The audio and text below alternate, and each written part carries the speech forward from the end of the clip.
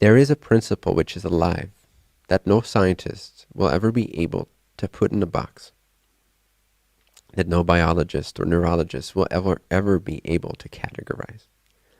That there's this ingraspable, unfathomable principle of intelligence, of intelligent existence, of aliveness, which perhaps does not have a form of its own, yet still exists, cannot be categorized or conceptualized or put in a box, yet exists, cannot be physically brought down, placed inside of a jar, put on a shelf, or written down inside of a book, yet it exists.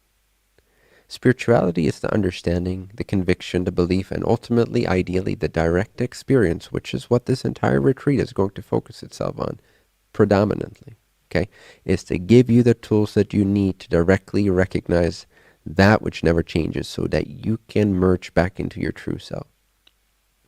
Through the eye of the storm of this whole pandemic, to find your true self, to use this as an excuse, as a permission slip, to recognize the truth, to practice the truth of your being, of your existence.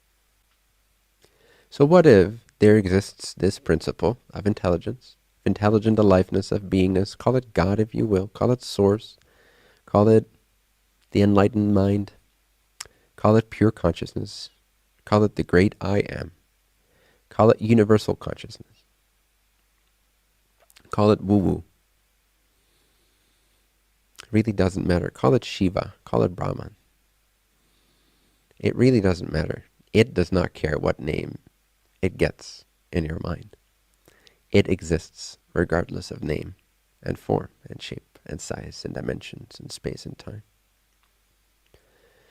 But imagine, again, because some of you might be thinking now, why would I want to be interested in this topic? And I'm not here to convince you that you should. First of all, it's entirely up to you. But I do want to kind of give it a shot. I want to promote it as best as I can. So I will be truthful and say that I believe that not only is it imperative for our civilization and its future trajectory that more people around the world, people like you watching right now, prioritize, devote themselves to, commit themselves to a true, genuine, direct experience-based spiritual practice that's free of dogma, that's free of lineage, that's free of religious concepts. Direct awakening of self to self, your own awakening to what's true in the deepest levels of your being. Because that and that alone will solve all the issues on a surface level. My desire is to assist or help this planet be a happier version of itself. Now, there's many ways in which we can contribute to that. There's environmentalists, there's philanthropists, there is all kinds of charitable organizations, some of which are genuine. And you can go save forests, preserve nature, and I recommend all these things. I think they're all very valuable pursuits. However, the predominant focus that, I suppose, my brand, if you will, or organization or movement or intention has is to solve the issues at their core root level. And all the issues we've ever generated come from confusion, which comes from a non-understanding of what is true, of what we really are. So if we can help millions of people around the world, and we can, in today's world, we can, very quickly. And this is one aspect of that. And you being here and you having shared this perhaps with some of your friends is an aspect of that, paying it forward.